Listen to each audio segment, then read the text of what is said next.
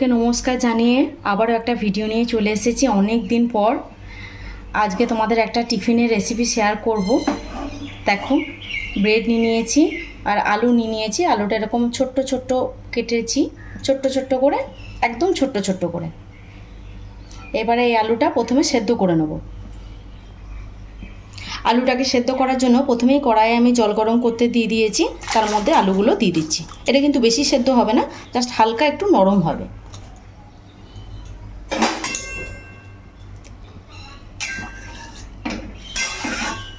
আলুগুলো আগে ভালো করে একটু সেদ্ধ হয়ে যাক, তারপরে বাকি রেসিপিটা তোমাদের সঙ্গে শেয়ার করছি।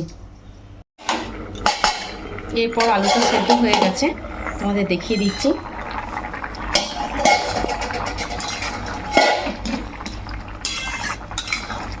এমন সেদ্ধ করতে হবে যাতে খুব একটা গলে না যায়, যেমন এই খুন্তি করে কাটা যাচ্ছে আলুগুলো, এই অবস্থায় নামিয়ে দিতে হবে। এবার আমি ভালো করে এটা ছেঁকে নিই। আলুগুলো ভালো করে ছেঁকে নিয়েছি, এরপরে পুরটা তৈরি করব। আজকের রেসিপি হচ্ছে পটাটো স্যান্ডউইচ। কী করে বানায় পুরো ভিডিওটা তোমরা দেখো।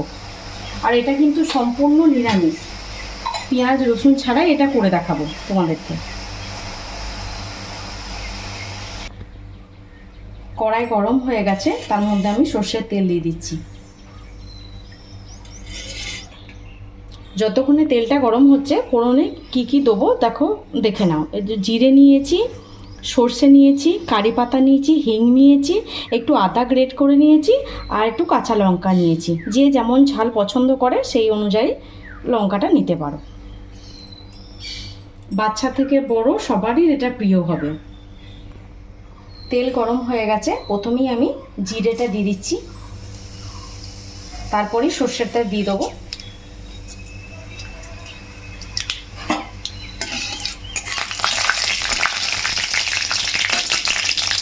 এরপরে চিনি দিয়ে দিচ্ছি, চিনিটা দিলে ভালো টেস্ট হয়। এরপরে কারি পাতা দিচ্ছি,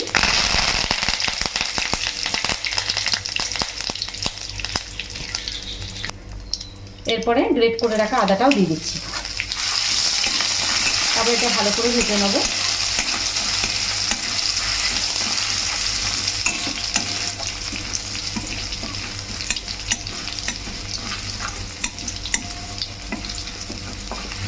ভাজা হয়ে গেছে, এবার কাঁচা লঙ্কা কুচিগুলো দিয়ে দিচ্ছি।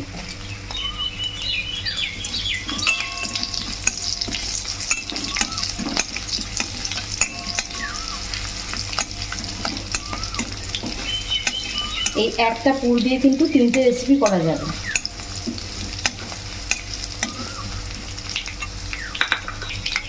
ভালো করে সব ভাজা হয়ে গেছে, এবার সেদ্ধ করা আলুগুলো দিয়ে দিচ্ছি।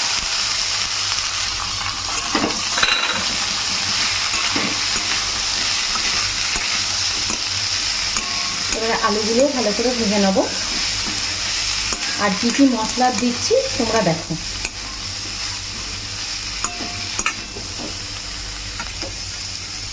প্রথমেই দিয়ে দিচ্ছি স্বাদ মতো লবণ,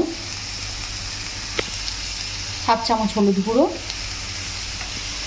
হাফ চামচ কাশ্মীরি লঙ্কা গুঁড়ো। এবারে এগুলো সব ভালো করে মিশিয়ে নেব।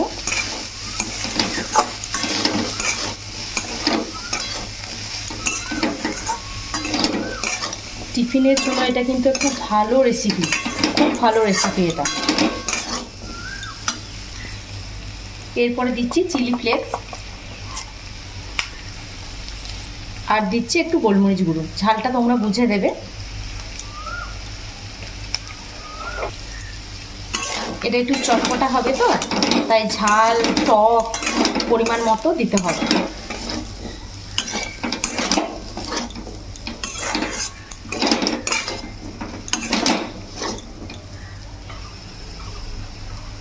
এবার একটু আমচুর পাউডার দিয়ে দিচ্ছি,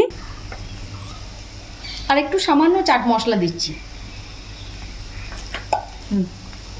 যেহেতু আমচুর পাউডারটা দিলাম, ওই জন্য চাট মশলা সামান্য পরিমাণে দিলাম। ভালো করে একসঙ্গে মিশিয়ে নেব, মিশাবো, আর এটা ভাজা ভাজাও হবে।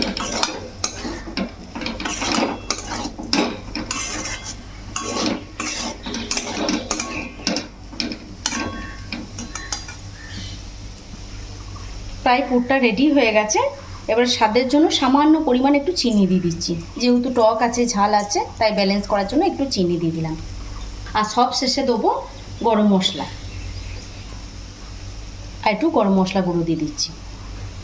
আর যদি তোমাদের বাড়িতে বানানো থাকে একটু ভাজা মশলা তাহলে সেটাও দিতে পারো। আমার যেমন বাড়িতে বানানো আছে, একটু গোটা ধনে জিরে আর শুকনো লঙ্কা সেই ভাজা মশলাটাও দিয়ে দিচ্ছি। এবারে ভালো করে নেড়ে নিলেই পুরটা তৈরি হয়ে যাবে। এই সময় দেখে নেবে নুন মিষ্টি ঝালটা ব্যালেন্স আছে কি না। যেহেতু বেশি সেদ্ধ করিনি ওই জন্য আলুগুলো একটু গোটা গোটাও আছে, অথচ সেদ্ধ হয়ে গেছে। এরকম করে করলে না পুরটা খুব ভালো লাগবে খেতে।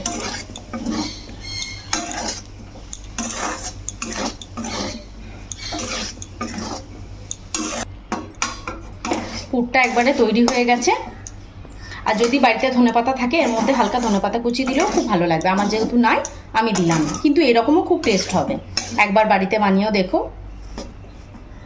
এবার হালকা একটু ঠান্ডা হয়ে যাক, তারপরে ব্রেডের মধ্যে এগুলো দিয়ে দেবো। পুরটা হালকা একটু ঠান্ডা হয়ে গেছে। এবারে কি করে বানায় দেখো। আমি এই ব্রেডের মধ্যে একটু করে টমেটো সস দিয়ে দিচ্ছি। তোমাদের যেটা পছন্দ দিতে পারো, ধনেপাতার চাটনি কি মেয়োনিজ।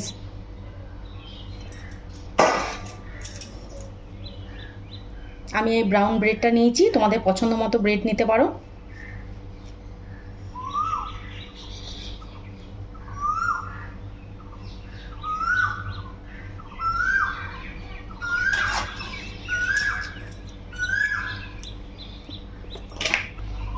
চারটে ব্রেডের মধ্যে আমি টমেটো সস দিয়ে দিয়েছি। এরপরে এর মধ্যে পুরটা দিয়ে দেবো।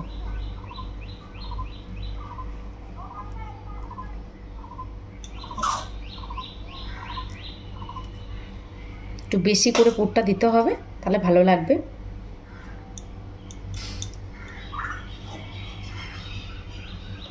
পেঁয়াজ রসুন ছাড়াও যে এত ভালো একটা টিফিনের রেসিপি হতে পারে, একবার না করলে বিশ্বাস করবে না।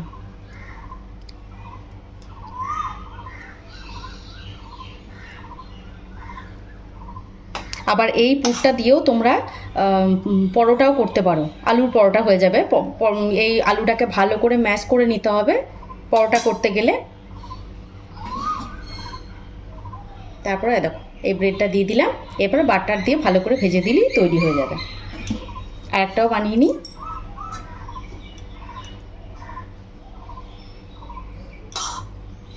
এই পুর যদি বেঁচে যায় তাহলে ফ্রিজের মধ্যে রেখে তারপরের দিনে আলুর পরোটা করে দিলেও হয়ে যাবে, বাচ্চাদের দুদিন হয়ে যাবে টিফিন।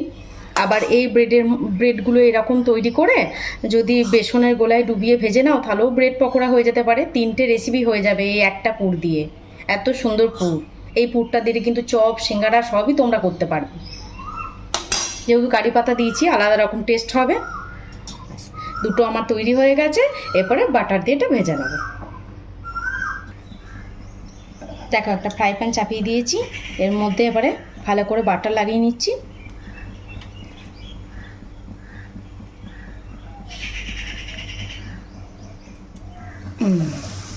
আর ওপর থেকেও একটু বাটার লাগিয়ে দেবো।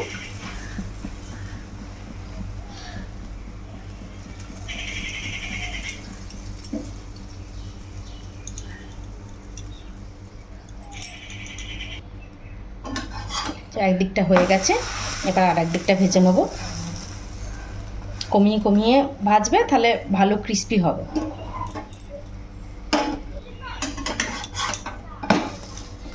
দেখো দু পিঠ ভালো করে ভাজা হয়ে গেছে।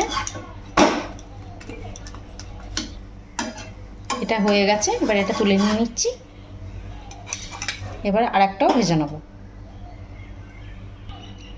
এটার মধ্যেও ভালো করে বাটার লাগিয়ে নেবো। আর তোমরা যদি চাও এর মধ্যে চিজ দিতে, তো এখানে একটা চিজের স্লাইস দিলেই হয়ে যাবে।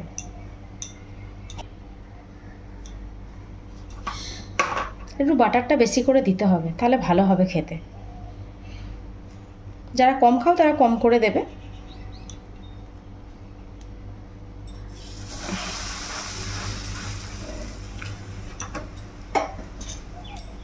আর এই দিকটাও লাগিয়ে নিচ্ছি।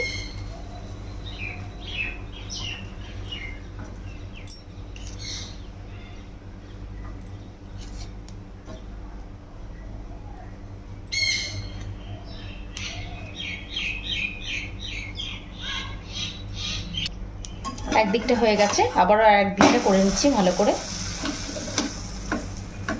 একটু চেপে চেপে দেবে এরকম করে, তাহলে পুরটা ঠিক সেট হয়ে যাবে। দুদিক সমান করেই ভাজা হয়ে গেছে, এবার নামিয়ে নেব।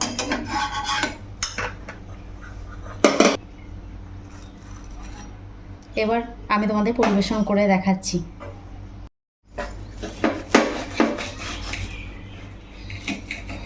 মুচমুচে হচ্ছে তো, তাই ভালো করে কাটাও যাচ্ছে।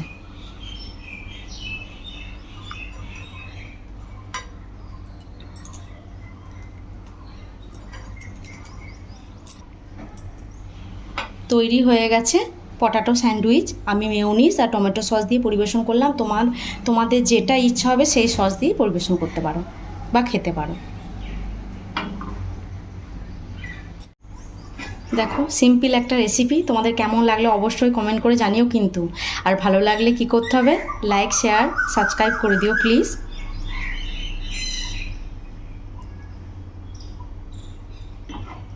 আর আমার এই ভিডিওটা সম্পূর্ণ দেখার জন্য সকলকে অসংখ্য ধন্যবাদ। আবার দেখা হবে পরের একটা ভিডিওয়।